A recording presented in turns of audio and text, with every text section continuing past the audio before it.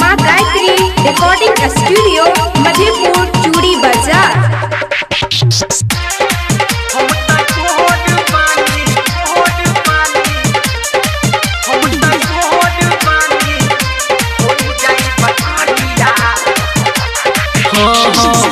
नैहर में कोई नहीं कम ओही जो न कराही राजा जी।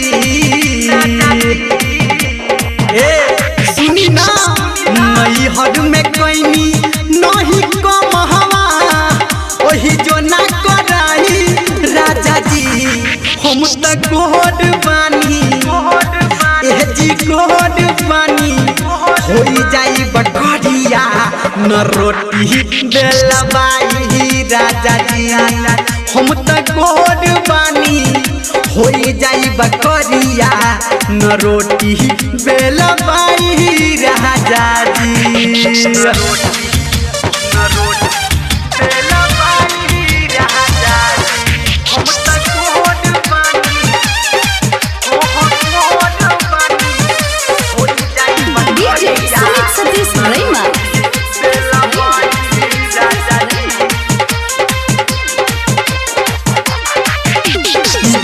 तजुर्बा से बढ़ल बना खुल आटा साने में टूट जाई। नैहर से मिलल बाबा सिन मसीनवा लाइन बिना बारा खाइल जी।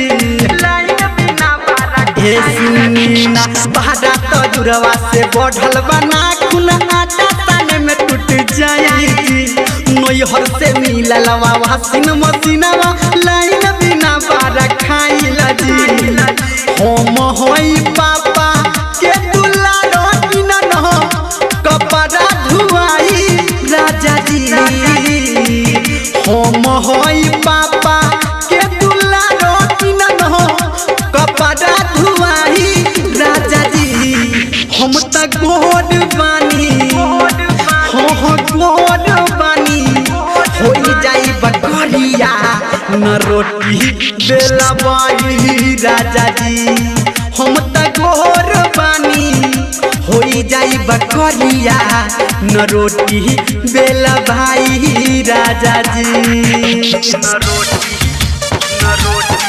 बेलबाई राजा जी। हम त गोर बानी गोर बानी होई जाई बकरिया। अभी आप सुन रहे हैं सावरिया म्यूजिक। हमरा के जन दीही ऐसन राजा घर दुआर के ड्यूटी। मेकअप उतर जाई सुनो के पिया और बिगड़ जाई ब्यूटी। हाँ हमरा के जन दीही ऐसन राजा घर दुआर के ड्यूटी। मेकअप उतर जाई सुनी के पिया और बिगड़ जाई ब्यूटी। धर्मेंद्र निर्मलिया करता रे हमर बुराई राजा जी। राही टहर सिंटू साचो करता रे हमर बुराई राजा जी। हम त गोर बानी ए जी गोर बानी होई जाई बकरिया न रोटी बेलबाई राजा जी। हम त गोर बानी होई जाई बकरिया न रोटी बेलबाई राजा जी। बेलबाई राजा जी।